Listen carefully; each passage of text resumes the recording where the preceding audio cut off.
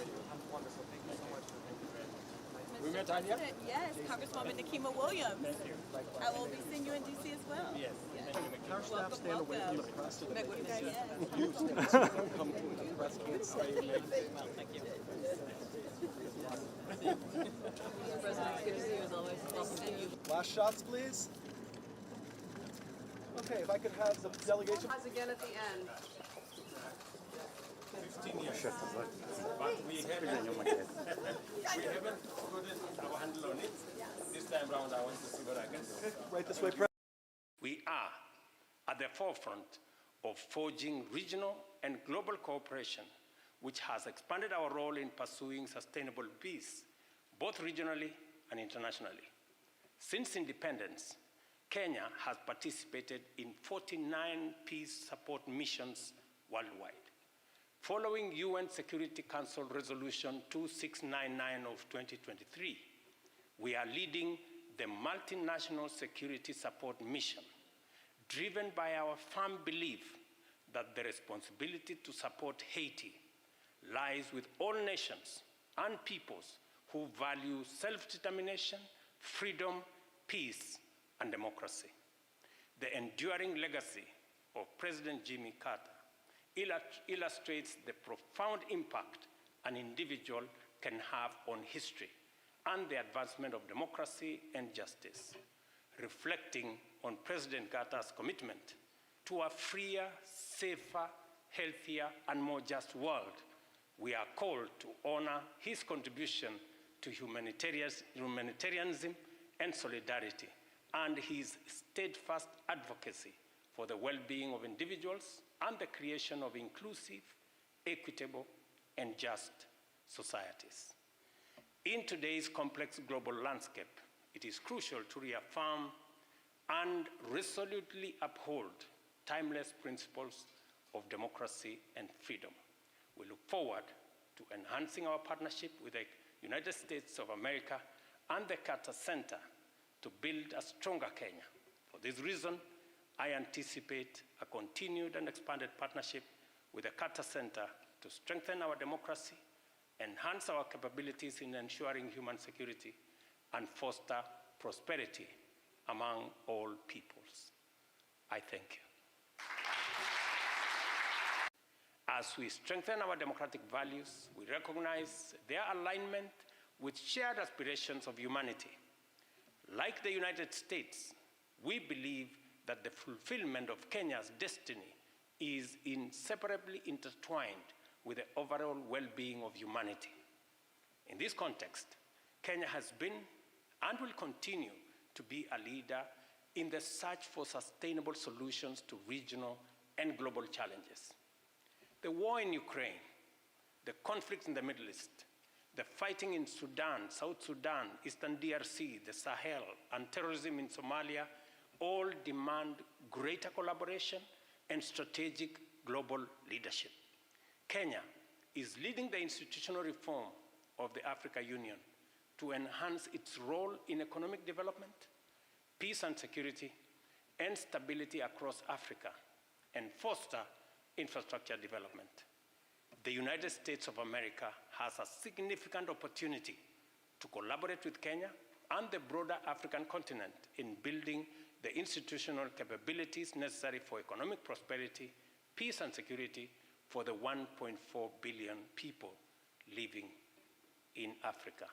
Kenya has always stood as a pillar of shared values, offering refuge and hope to many fleeing persecution and humanitarian crisis.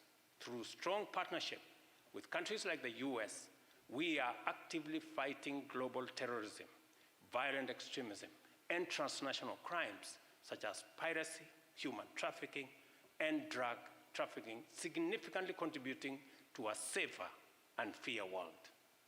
As the climate crisis poses an existential threat to all life on Earth, Kenya has taken a leading role in defining this challenge and mobilizing a global response that matches the scale and urgency needed to restore ecological balance and secure our planet. This is a crucial time for reflecting on the need to strengthen democracy worldwide. Many countries are in economic and debt distress occasioned by climate change and compounded by an unjust international financial architecture and also an imperfect multilateralism. We now run the escalating risk of democracy and free markets being associated with poverty and suffering, lending credence to the widespread lamentation that democracy is or has been on the retreat in many parts of the world, including Africa. Later this week, I will have the privilege to engage with members of the American Congress, and I'm happy one of them is here, to make a case for many countries in Africa, including Kenya, seeking a just international financial architecture that will afford every developing country concessionary development financing to support our economies, build resilience against the effects of climate change, drive our belief in free market economy, and energize our democratic enterprise. Kenya hosted the World Bank's IDA 21 Replacement Summit 3 weeks ago, bringing together the African continent and the World Bank to urge our development partners, led by our friends, the United States of America, to enhance their contribution to the concessional window of the World Bank so that we can support developing countries. I believe the United States of America has a historic opportunity to lead the free world in dealing with this economic situation and give meaning to democracy and free market economy worldwide, including in Kenya and many other developing countries. Since the people of Kenya are the ultimate holders of all sovereign power, leaders like myself and many seated here have an irrevocable covenant to return to the ballot every 5 years, to renew their social contract with the citizens. We celebrate the right of every Kenyan to choose their political representatives and participate in public decisions as a fundamental principle of democratic governance. In fact, I'll give you an example. In the last election, it was particularly very interesting.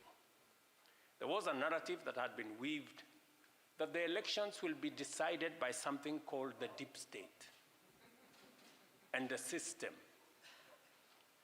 But believe you me, if the deep state was to decide or the system was to decide, a different person would be standing before you today as President of Kenya. It is the people of Kenya who decided. Over time, our Election Management Commission has gained significant capacity and legitimacy as an impartial arbiter, steadily building voter confidence. Transparent election processes, including the use of electronic systems for voter registration, election validation, and results transmission, ensure the integrity of our elections, making every vote count and every voice to be heard. We are ready to share our experiences in this space, even with the United States. To further ensure electoral integrity, a comprehensive and predictable constitutional framework exists for election dispute resolution. Notably, the Supreme Court has resolved presidential election disputes 4 times, including annulment of the 2017 election, in which I was a candidate. I tell you, it's not good when your election is annulled, but it is democracy, and we choose to respect. It is quite fitting that I delved into a detailed examination of the evolution of our country's electoral institutions and democratic credentials, given that 2024 is an unprecedented year for democracy. This year, nearly 2 billion voters in 90 countries, including the United States and 18 African nations, will go to the polls. The media in Kenya, both national and international, ensures that our informed citizenry is the backbone of our democracy, driving development, and supporting open government. Recognizing that accountability and integrity are essential for enhancing democratic governance, the fight against corruption is a fundamental imperative. With the support of our partners, we continue to strengthen our entire criminal justice system, including investigations, prosecutions, and judicial processes. We are also enhancing all capabilities, human, financial, operational, and technical, including hiring a record 46 judges in the last 1.5 years. It is crucial to view these developments as the natural consequences of our constitutional framework, which establishes a representative democracy, mandates the separation of powers, enforces checks and balances, and prevents any single branch from acquiring absolute power. Additionally, it enshrines fundamental rights and freedoms, empowers citizens to actively participate in processes that affect their interests, and safeguards the freedom of expression and assembly. Our Constitution also safeguards equality, inclusion, and affirmative action for women, the marginalized, and minorities. It requires the state to support citizens in realizing their full potential and transforms expectations around social services and attendant opportunities into fundamental rights, while demanding a responsive and accountable government as both a state obligation and also a citizen's right. This collaboration also sowed the mustard seed of people-to-people collaboration in the form of the historic Student Airlift Program, initiated by President J.F. Kennedy, a program which enabled hundreds of young Kenyans to pursue higher education in U.S. colleges and universities, equipping our new independent nation with a cadre of well-educated and skilled leaders. These strategic and thoughtful interventions reflected our shared values and empowered our young nation to stand confidently on its own and forge a path that we celebrate even today. Let me say this. Tomorrow, we expand this historic collaboration with 5 Kenyan universities signing a student exchange program with their American counterparts to celebrate our shared progress and broaden the knowledge horizon and experience of both Kenyan and American students. We have never looked back, neither in our determined quest to implement ambitious development programs, nor in our commitment to our partnership. We continue on a path of an open society, strongly committed to greater accountability and transparency, with robust engagement of civil society organizations who serve as a catalyst for societal progress, amplifying the voice of the people and ensuring their active participation in governance.